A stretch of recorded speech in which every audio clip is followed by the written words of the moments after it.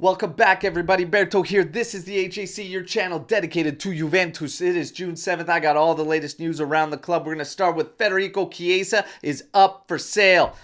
Is he, though? Not so fast. We've all heard the rumors about his agent set to go and meet with Roma next week. However, today we find out Juventus also has a meeting set up with Chiesa's agent, and that is where he's going to reiterate the one-year bridge renewal at the same money he is currently on. Now, will that lock in? We have to wait and see. Apparently, the report suggests that Chiesa is looking for more money. There are other reports suggesting that he wants a longer term and no longer wants that one-year bridge renewal. Why could that be? Why would you be looking at Roma, who may or may not even be able to give you the money that you're asking from Juventus, and then Napoli, who is in no European play? Well, there could be a couple reasons there. I have a personal theory, okay? But before I get to that, one of the things could be the fact that the unknown.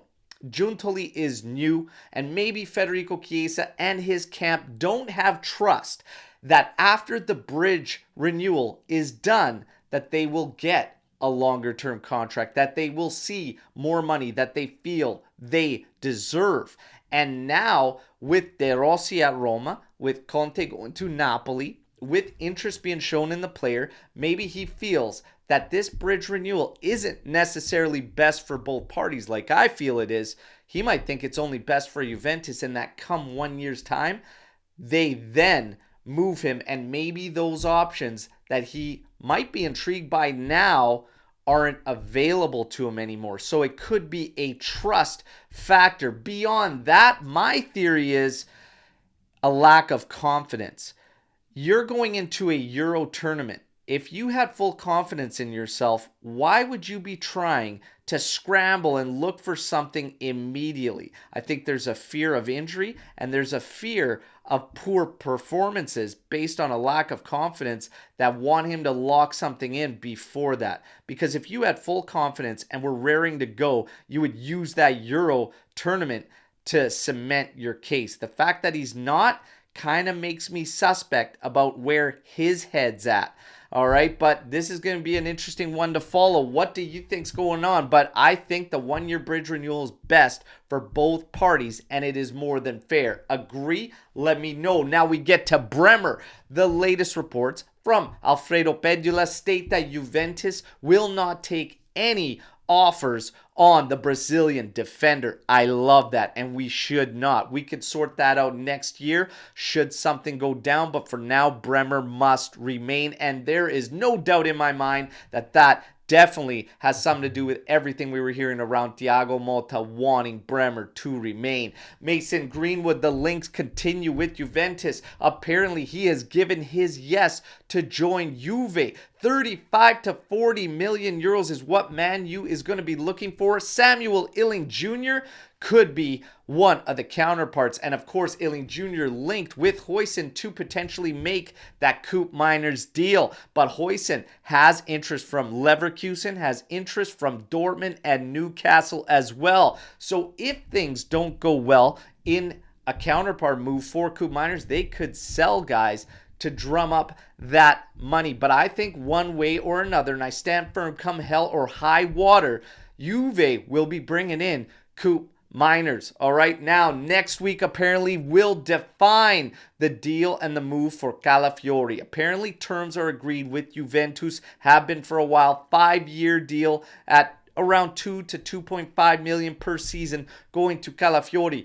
Bologna looking for 30 million euros. Next week is when we try to define the deal with Bologna and see which counterparts they will accept and how we can bring in Calafiori. For me, that is a must. Get the deal done. Fenerbahce and Galatasaray are looking at Filip Kostic. All signs point to him saying goodbye. Juve apparently only looking for 10 million euros in the move for Kostic. All right, now we get to Barnechea.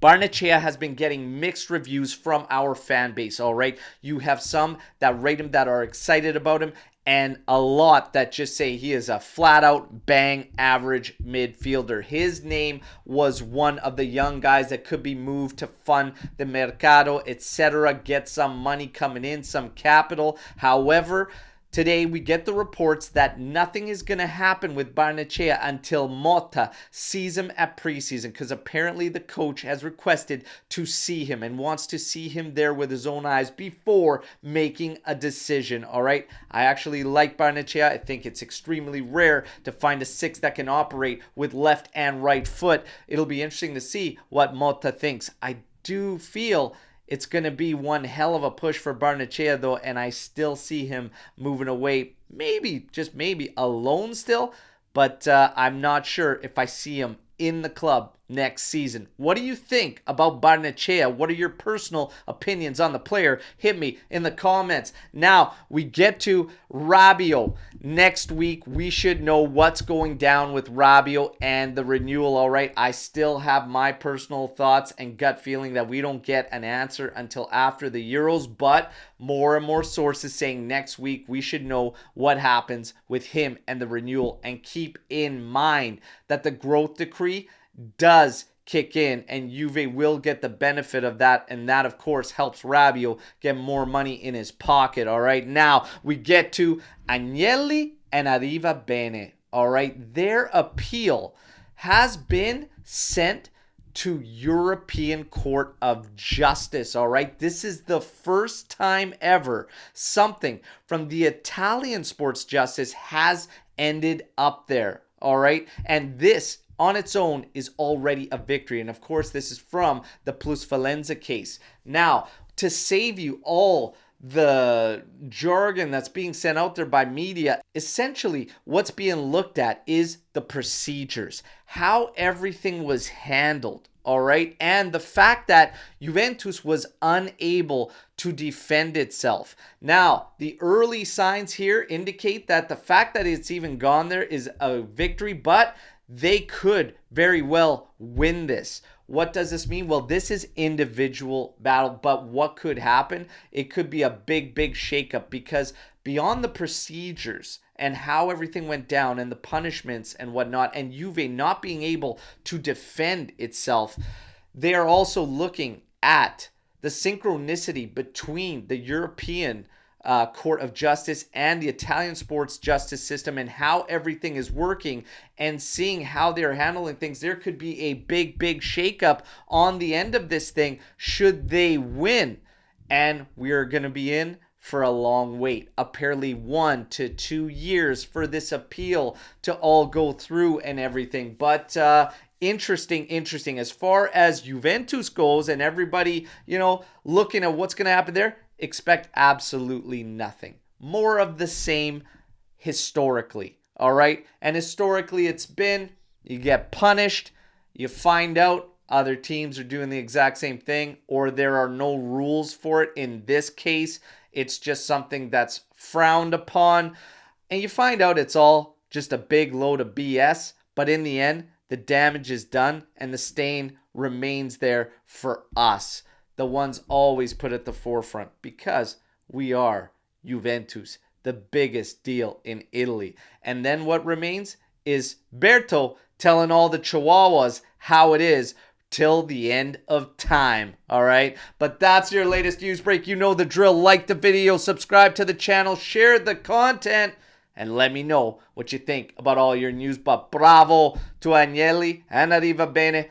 Fight the fight, shake up that damn system. All right, can't wait to hear from all of you in the comments on what you think about today's news. I'll be back tomorrow with another edition, but maybe, just maybe, a live. But if we don't hit you with the live show tomorrow, it'll be Sunday. One way or another this weekend, we're all going to have some fun on a live show. Fino alla fine, forza Juventus. Ciao tutti.